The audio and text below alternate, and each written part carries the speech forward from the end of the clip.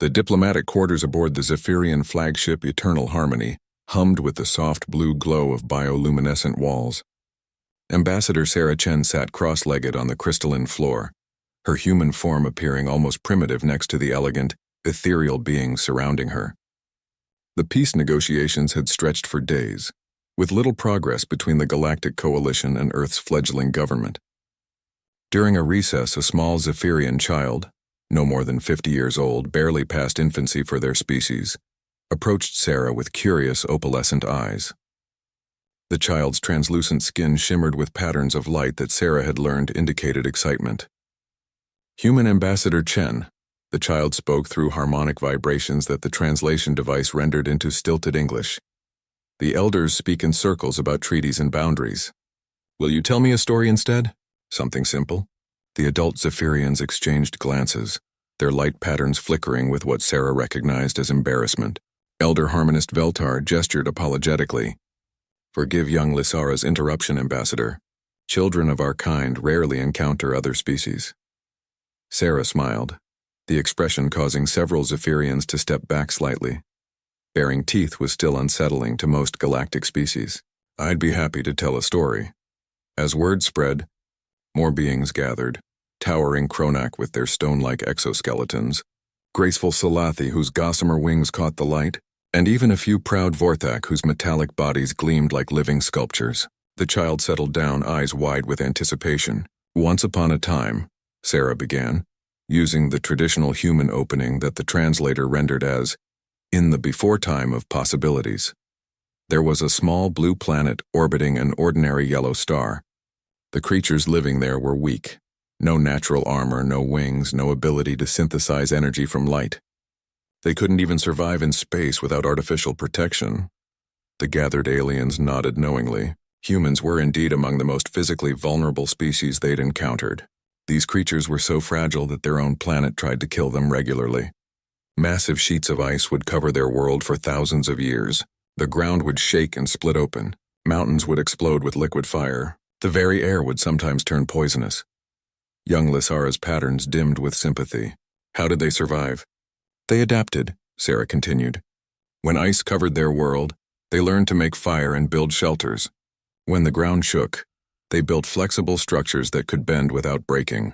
When mountains exploded, they studied the patterns and learned to predict danger. Most importantly, when resources became scarce, they didn't just compete, they cooperated." Elder Veltar's harmonics carried skepticism. "Cooperation in scarcity? Most species become more territorial when resources diminish." Sarah nodded. "That happened too. These creatures fought terrible wars against each other. But something remarkable occurred during their greatest conflicts. When faced with extinction, small groups would set aside their differences to survive. A human saying emerged, 'The enemy of my enemy is my friend.'" She paused, letting the weight of the concept settle. But they took it further. They realized that their greatest enemy wasn't each other, it was extinction itself. So they began to work together not just during crises but to prevent them. When they finally left their planet, Sarah continued, her voice growing stronger, they carried this lesson with them. They didn't spread through the galaxy as conquerors seeking resources. They spread as gardeners. The word caused confusion among the translators until Sarah explained. They found dead worlds and brought them to life. They discovered species on the verge of extinction and helped them recover. When they encountered civilizations locked in self-destructive cycles, they shared the hard-won wisdom of survival. A Kronak general, his voice like grinding stone, interjected, "You speak of cooperation, yet humans destroyed their own ecosystems before reaching space." "Yes," Sarah admitted without shame. "They made terrible mistakes. They poisoned their air and water, drove countless species extinct, and nearly triggered their own collapse. But here's what made them special. They learned from these mistakes instead of repeating them." She gestured to the assembled crowd. "Every species here has achieved great things. The Zephyrians mastered energy manipulation. The Kronak created unbreakable alliances. The Salathi perfected biotechnology. The Vorthak transcended physical limitations through technology. But humans," she continued, "mastered the art of learning from failure. They called it iteration.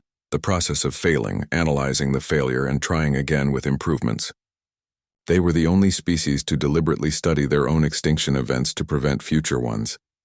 Young Lysara's patterns pulsed with curiosity. What happened to these humans? Sarah smiled again, this time more gently. They're still out there, still gardening the galaxy.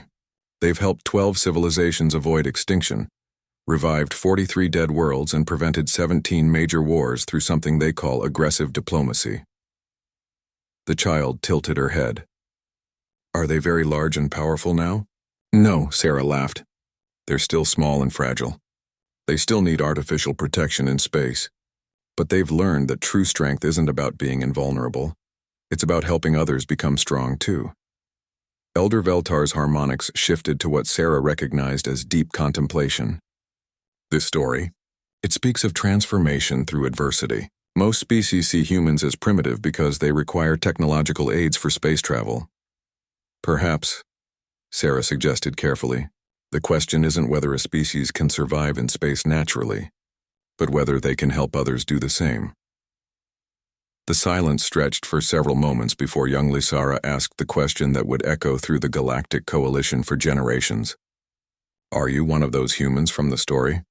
Sarah Chen, ambassador of Earth, representative of a species that had clawed its way from the edge of extinction through cooperation, innovation, and an unshakable belief that failure was just another teacher, smiled.